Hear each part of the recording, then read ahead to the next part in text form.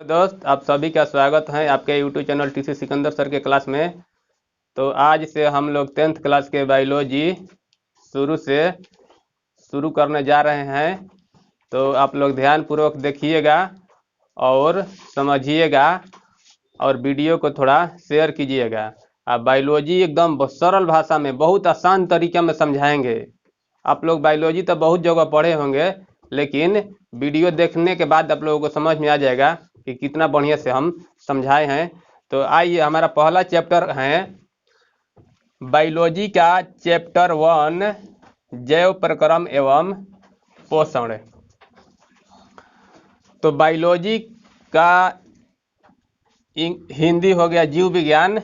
इसका परिभाषा होता है कि जिसमें सजीवों का अध्ययन किया जाता है उसे बायोलॉजी कहा जाता है। जिसमें सजीवों का अध्ययन किया जाता है उसे बायोलॉजी कहते हैं। अब जैसे पेड़ पौधा, मनुष्य, जानवर, कीड़ा मकोड़ा इत्यादि, यानी कि जितने भी जीव सजीव होता है उस सारे के सारे उसका अध्ययन बायोलॉजी कहलाता है।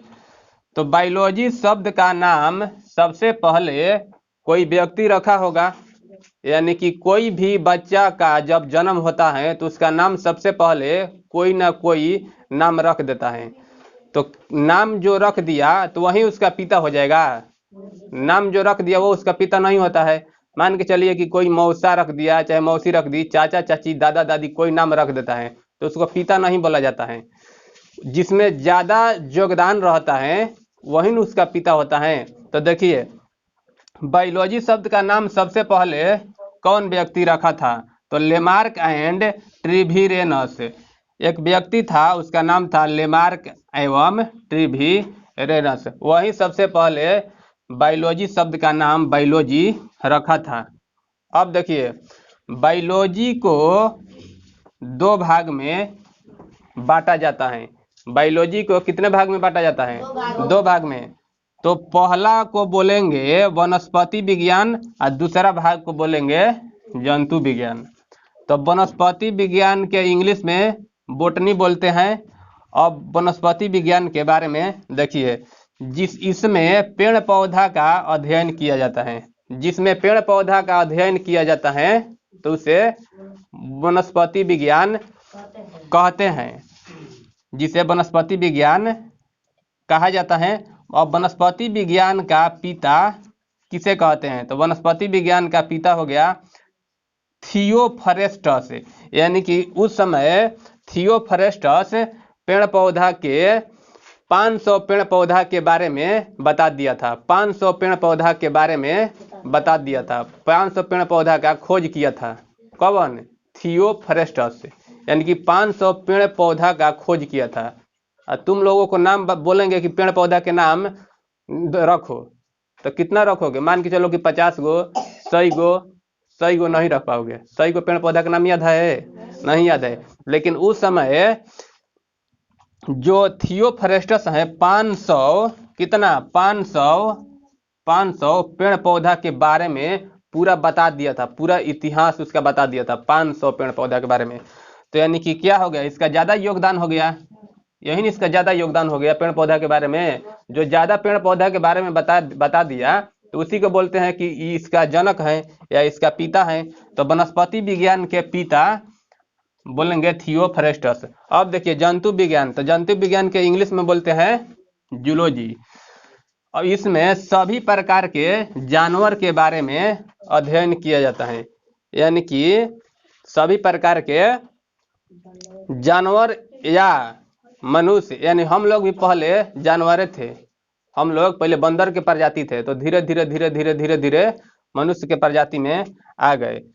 तो जंतु विज्ञान के जनक, यानी कि जंतु विज्ञान का जनक किसे कहते हैं? अरस्तु को।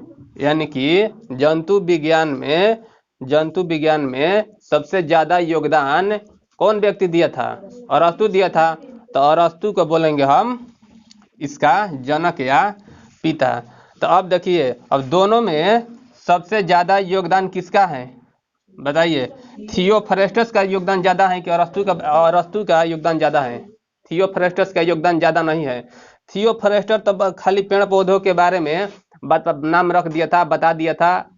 और अब जो अरस्तु हैं, तो अरस्तु जितने भी जीव हैं, जंतु हैं, उसके बारे में बताया था। यानी कि जैसे किडनी का डॉक्टर अलग हो गया, फेफड़ा का डॉक्टर अलग हो गया, हड्डी का डॉक्टर अलग हो गया, बुखार का डॉक्टर अलग हो गया, आँख का डॉक्टर अलग हो गया है। तो सब में सबका अध्ययन के बारे में अरस्तु बताया था। तो अरस्तु के योगदान ज़्यादा हो गया। समझ में आएगा तो लोग है। तो अब आप लोग पूछिएगा कि सर जीव विज्ञान का जनक कौन है। तो जीव विज्ञान का जनक अब इसी को बोलेंगे। जीव विज्ञान के पिता या जनक अरस्तु को कहा जाता है। अब देखिए हो गया, जीव विज्ञान का पिता किसे कहते हैं। जीव विज्ञान का पिता किसे कहते हैं? अरस्तु को बोलते हैं। जीव विज्ञान का पिता अरस्तु को। अब देखिए, अब सजीव और निर्जीव, अब सजीव और निर्जीव कैसे पता चलेगा कि कौन सजीव है या कौन निर्जीव है? कैसे पता चलेगा? तो मान के चलिए कुछ उसका लक्षण होगा। सजीव का कुछ न कुछ लक्षण होगा और निर्जीव का भी कुछ न कुछ लक्षण होगा। अब देखिए निर्जीव कौन हो जाएगा? ईंटा, पत्थर, बेंच, टेबुल, लकड़ी, कुर्सी सब हो जाएगा निर्जीव। तो निर्जीव भोजन करता है, श्वसन करता है? नहीं करता है। गति करता है? गति नहीं करता है। तुम बोलोगे कि सर ये बाइक गति करता है। तो बाइक के कोई चलाने वाला नहीं होता है ना। तो कहीं पर लेके रख दो, आप बोलो कि घरे आ जाना बाइक सामने, हमारा आ जाएगा? वो ये छोड़ दो, ये सड़ जाएगा और खराब हो जाएगा। तो देखिए सजीवों के लक्षण, तो जितने सजीव होते हैं, जितने सजीव, सारे के सारे सजीव में क्या होता है? गति होता है। समझ में आएगा तो लोग? यानी कि तुम बोलोगे कि सर हम तो सो गए, तो कैसे गति होगा? तो तुम्हारा दिल धड़कत रहेगा, सांस चलत रहेगा, खून शरीर में दौड़त रहेगा, तो क्या हो गया? गति हो गया, गति कर रहा है। अब देखिए श्वसन यानी कि श्वसन क्या है? यानी कि सजीवों का लक्षण है। श्वसन जब बंद हो जाएगा तो निर्जीव में गिनती होने लगेगा। सजीव, मान के चलिए कि सजीव का श्वसन का मतलब नाक से सांस ले रहा है या छोड़ रहा है, तो श्वसन कर रहा है। श्वसन उसी को बोलते हैं। यानी कि हम सांस ले लिए तो छोड़ेंगे नो, यानी कि सांस लेके वही में ऐसे ही रह जाओ तो मर जाएगा आदमी। तो यानी कि जितने भी सजीव होता है, सारे के सारे सजीव श्वसन करता है, तो उसका लक्षण हो गया। अब देखिए उत्सर्जन क्या होता है? तो उत्सर्जन होता है जितने भी हम शरीर में खाना खा लिए और पानी पी लिए तो शरीर में रह जाएगा। पानी पी लिए तो शरीर में रह जाएगा पनिया, पेशाब के रास्ते से बाहर निकलेगा, चाहे पसीना के द्वारा बाहर निकलेगा, तो उसी को बोलते हैं, क्या बोलते हैं? उत्सर्जन। समझ में आएगा तो लोग? उत्सर्जन उसी को बोलते हैं। यानी कि बेकार पदार्थ शरीर से बाहर निकालना उत्सर्जन कहलाता है। अब देखिए पोषण का दूसरा नाम भोजन। यानी कि जितने सजीव होता है सब पोषण करता है। पोषण नहीं करेगा? यानी कि तुमको ऐसे ही छोड़ दिया जाए कि ऐसे ही रहो, खाना मत खाओ, तो कब दिन रहोगे?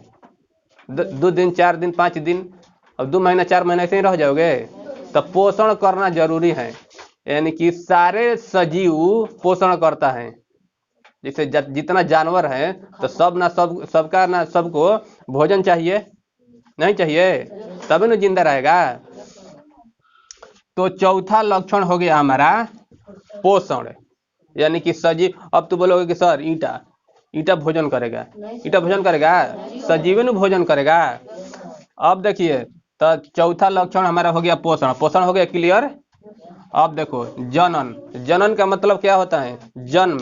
यानी कि जितने भी सजीव जीव होते हैं, जीव जंतु, वह अपने नियन जन्म देता है, अपने जैसा जन्म देता है। जैसे आम, तो आम के बिया कहीं रोप दो तो महुआ जम जाएगा? महुआ नहीं जमेगा, आमे जमेगा। जैसे कोई भी कोनो जीव जब बच्चा देगा तो वो एकदम अपने जैसन बच्चा देगा, नहीं देगा? जैसे कुत्ता हो गया तो कुत्ता का बच्चा कुत्ता जैसन होगा, मनुष्य का बच्चा मनुष्य के जैसा होगा। तो यानी कि हमारा सजीव का 5वां लक्षण जनन। ये सब हो गया, क्या हो गया, ये सब हो गया लक्षण। तो अब आगे देखिए, रोको,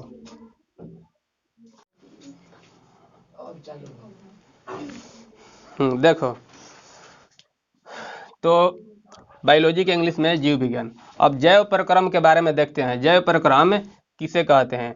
तो जैव प्रक्रम यानी कि वे सारी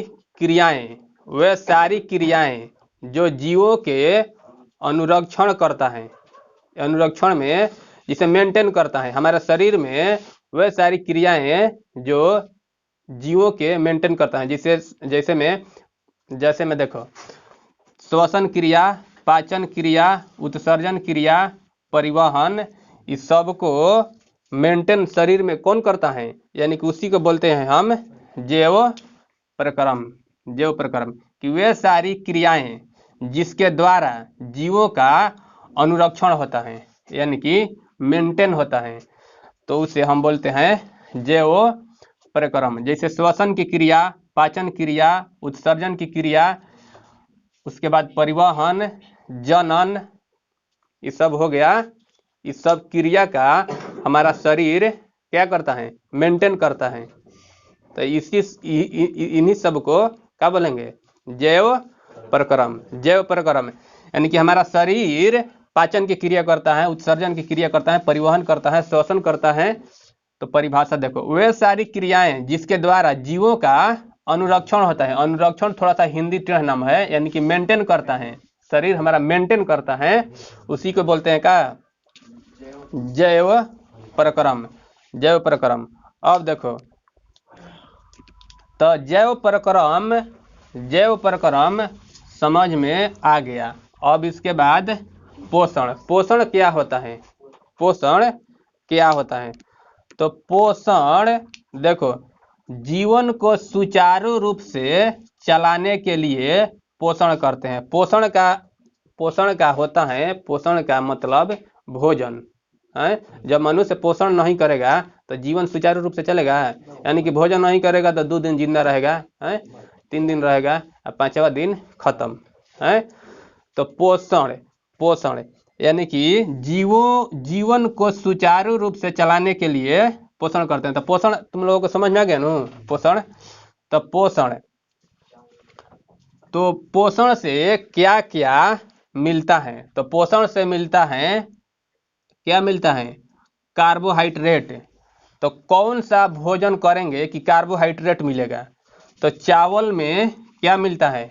ऑब्जेक्टिव में आ जाएगा कि चावल में क्या मिलता है? तो कार्बोहाइड्रेट। रोटी में क्या मिलता है? कार्बोहाइड्रेट। आलू में क्या मिलता है? कार्बोहाइड्रेट चावल में, आलू में थोड़ा ज़्यादा मिलता है, रोटी में थोड़ा कम मिलता है। इसमें प्रोटीन भी मिलता है, रोटी में प्रोटीन भी मिलता है। अब देखो, वासा यानी कि तेल से वासा मिलता है। तो वासा का काम है कि शरीर को पूरा मोटा कर देना। वासा शरीर में क्या करता है? मोटा करता है। यानी कि तुम रोज छानल चीज खाओ तेल वाला, तो शरीर पूरा चर्बी हो जाएगा, मोटा हो जाएगा। तो यानी कि वासा का काम है कि शरीर को बढ़ाना। प्रोटीन देखो किस किस में मिलता है? दाल में, दूध में, अंडा में। तो अंडा में, यानी कि अंडा में जो उजला भाग होता है उसमें मिलता है प्रोटीन। जो अंडा के जो ऊपर में उजला होता है ना, उसमें मिलता है प्रोटीन। और जो बीच में जो लाल पियर का होता है उसमें मिलता है वासा। तो जिसको शरीर पूरा फैलाना है तो एकदम ललका रोज खींचो तो एकदम शरीर फैल जाएगा। यानी कि दोनों मिला के खाओ तो शरीर दोनों मिलेगा, प्रोटीनों मिलेगा और वसो मिलेगा। समझ में आएगा तो लोग नो? अब देखो, विटामिन किस किस में मिलता है? तो साग सब्जी फल में विटामिन मिलेगा। यानी कि विटामिन से शरीर क्या होता है? वृद्धि होता है, हाइट बढ़ता है, तंदुरुस्त होता है। और खनिज लवण तो पते हैं कि जल से मिलता है खनिज लवण। तो अब देखो, जीवन को सुचारू रूप से चलाने के लिए पोषण करते हैं। तो पोषण शरीर में क्या करता है? तो पोषण सबसे पहले ऊर्जा। पोषण से क्या मिलता है? पोषण से ऊर्जा मिलता है। और टूटा फूटा कोशिका या ऊतक का मरम्मत करता है। जैसे किसी का हाथ गोड़ टूट गया अब पोषण नहीं करेगा तो जल्दी ठीक होगा? जल्दी ठीक नहीं होगा। तो इसीलिए डॉक्टर बोलता है कि मीट मछली अंडा उंडा खाओ, तो प्रोटीन वोटीन तो ज़्यादा मिलेगा तो जल्दी हाथ ठीक हो जाएगा। है समझ में आएगा तो लोग? तो पोषण से ऊर्जा मिलता है और टूटल फूटल हड्डी को जल्दी ठीक ठाक हो जाता है। समझ में आएगा तो लोग नो? अब देखो, जिसके द्वारा जीव अपना भोजन ग्रहण करता है उसे पोषण कहते हैं। तो वह विधि जिसके द्वारा जीव अपना भोजन ग्रहण करता है, वह विधि याद करो, देखो, वह विधि जिसके द्वारा जीव अपना भोजन ग्रहण करता है, वह विधि जिसके द्वारा जीव अपना भोजन ग्रहण करता है उसे पोषण कहा जाता है। अब देखो, पोषण को 2 भाग में बांटा गया है। पोषण को कितने भाग में बांटा गया है? पोषण को 2 भागों में बांटा गया है। पहला स्वपोषण और दूसरा पर पोषण। तो स्वपोषण जो होता है, जितना भी पेड़ पौधा होता है वह सारे पेड़ पौधा अपन स्वपोषण के विधि द्वारा भोजन ग्रहण करता है, यानी कि उसका स्वयं भोजन हो जाता है। जब सूर्य का प्रकाश मिलेगा, खनिज लवण नीचे से मिल जाएगा, जल मिल जाएगा, तो उसका भोजन बन जाता है। अब देखो परिभाषा देख लो, स्वपोषण किसे कहते हैं? वैसा पोषण जिसमें जीव अपना भोजन खुद बनाता है उसे स्वपोषण कहते हैं। तो पेड़ पौधा अपना भोजन खुद बनाता है। पेड़ पौधा को कोई भोजन लेके देता है? किलो भात बन गया, लेके तनी एक डाल दो जरिया में ना, तो खुद बनाता है। सूर्य के प्रकाश से अपना भोजन बना लेता है। जैसे में सभी हरे पेड़ पौधे यानी कि हरा पेड़ पौधा में क्या पाया जाता है? हरा क्यों दिखाई देता है? पेड़ पौधा क्लोरोफिल के कारण पेड़ पौधा का पत्ती हरा दिखाई देता है। हम लोगों का खून लाल क्यों दिखाई देता है? हीमोग्लोबिन के कारण। पेशाब पीला क्यों होता है? तो यूरोक्रोम के कारण। यूरोक्रोम देखो, पर पोषण का परिभाषा वैसा पोषण जिसमें सजीव अपना भोजन खुद नहीं बनाता है बल्कि दूसरे जीव पर निर्भर रहता है, उसे पर पोषण कहते हैं। जिसे सभी जीव जंतु, मनुष्य सब इत्यादि। जैसे देखो, तुम बोलोगे कि तो घर में बन जाता है, खुद खाना बन जाता है। खुद खाना नहीं बनता है। जैसे दाल, तो दाल कहाँ से आता है? पेड़ पौधा से आता है। चावल कहाँ से आता है? धान से। तो धान का पौधा से धान निकला। ये थोड़े गेहूं कहाँ से निकला? गेहूं के पौधा से निकला, तब न आटा हो गया, आटा से रोटी बना। ये थोड़े कि जाके उजवा खेत में बैठ के दाना दाना भर के बाल बना दिए हैं गेहूं के ना। वो तो अपना पौधा से, तो दूसरे के ऊपर आश्रित होकर के भोजन ग्रहण किया जाता है। किसमें? पर पोषण में। तो पर पोषण किसे कहते हैं? तो वैसा पोषण जिसमें सजीव अपना भोजन खुद नहीं करता है बल्कि दूसरे जीव के ऊपर निर्भर रहकर अपना भोजन ग्रहण करता है, उसे क्या बोलते हैं? उसे पर पोषण कहा जाता है। तो तुम लोग इतना याद हो गया ना? तो देखो, तुम लोग भी अपना स्क्रीनशॉट ले लो। तब तक वीडियो को रोक रहे हैं, कल इसके आगे रोको।